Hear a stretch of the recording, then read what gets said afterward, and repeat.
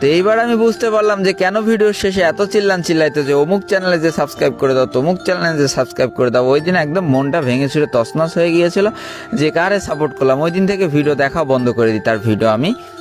তো এইবার চিন্তা করলাম যে এই দুনিয়ায় টাকা ছাড়া কিছু হয় না। যদি আমার ভিউজ কিনতে হয়, প্রমোট কিনতে হয়, তাহলে টাকা দিয়েই কিনতে হবে। টাকা দিয়েই যখন কিনতে হবে তখন বড় কোনো ইউটিউবের কাছ থেকে প্রমোশন নেওয়া যাবে না, কারণ তাদের চাহিদা মেলা টাকা যাবে। তাই আমি চিন্তা করলাম ছোট যারা ইউটিউবার আছে তাদের সাথে কন্ট্যাক্ট করার।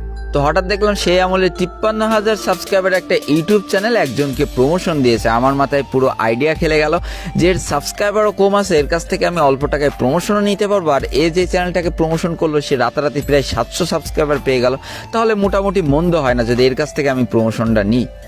তো এবার আসলে আবার সেই ইউটিউবারটার সাথে কিভাবে কন্ট্যাক্ট করবো সেই কাহিনীতে প্রচুর চেষ্টা করেছিলাম, অনেকভাবে ট্রাই করছিলাম যে তার সাথে একটু কন্ট্যাক্ট করা, কোনোভাবে পেরে উঠিনি। তারপরে দেখি একদিন সে একটা ভিডিওতে বলেছে যে কেউ যদি আমার ভিডিওতে স্পন্সর করতে চাও তাহলে এই পেজে যে নক দাও। তো আমিও সেই কথা মতো সেই পেজে যে নক দিয়েছিলাম আর সে আমার নকিংয়ের রিপ্লাইও দিয়েছিল। তো এবার তো আমি অনেক স্মার্ট হয়ে গিয়েছি, আসলে সাপোর্টের নামে তলায় যে কিভাবে বিজনেস চলে এটা তো আমি বুঝে গিয়েছি। তাই প্রথমেই তাকে বলেছিলাম যে আমার একটা চ্যানেল প্রমোশন করে দেওয়া লাগবে, আপনাকে কত টাকা দেওয়া লাগবে। তো সে আমার কাছে বলেছিল আমি যতগুলো সাবস্ক্রাইবার তোমাকে এনে দিব তার ডবল টাকা দিতে হবে। অর্থাৎ যদি আমি 700 সাবস্ক্রাইবার এনে দিই আমাকে 1400 টাকা দেওয়া লাগবে, যদি 800 সাবস্ক্রাইবার এনে দিই আমাকে 1600 টাকা দেওয়া লাগবে। তার কথা মতো রাজি হয়ে গিয়েছিলাম। তো পরবর্তীতে সে আমার কাছে ইউটিউব চ্যানেলের লিঙ্ক চায় আর আমিও তার কাছে ইউটিউব চ্যানেলের লিঙ্কটা দিয়ে দিই। এছাড়াও মনে করো তখন তো নতুন ইউটিউবিং শুরু করছি, অতটা সুন্দরভাবে ভয়েস ওভারও করতে পারতাম না। আমার ভালো দামি কোনো মাইকও ছিল না, হেডফোন দিয়ে ভয়েস ওভার করতাম। এছাড়াও সেই সময় ভিডিওর কোয়ালিটিও অতখানি ভালো ছিল না। নর্মাল একটা ফোন দিয়ে স্ক্রিন রেকর্ড করতাম, তার উপরে মনে করো ভয়েস ওভারও ভালোভাবে দিতে পারতাম না। ফ্যামিলির একটা ভয় ছিল, বাথরুমে যে ভয়েস ওভার দিতাম, বাগানে যে ভয়েস ওভার দিতাম।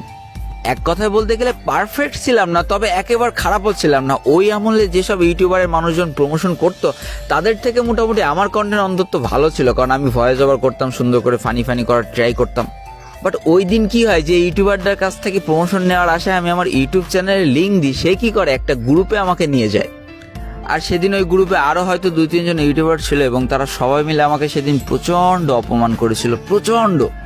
কন্টেন্টের এ দশা কেন, হাঁক দিয়ে বসে কি ইউটিউবিং করি নাকি, মানে মেন কথা ওই দিন আমার সবাই মিলে প্রচণ্ড মজা নিয়েছিল।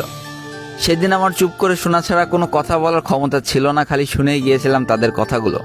একটা কথা বলতে পারিনি, খালি মনে হচ্ছিল জাল্লা তুমি আমার মাটিটা ফাঁক করে দাও, আমি মাটির তলায় ঢুকে যাই। তবে হ্যাঁ, সেদিন আমার ভিতরে না প্রচণ্ড জেদ ঢুকে গিয়েছিল।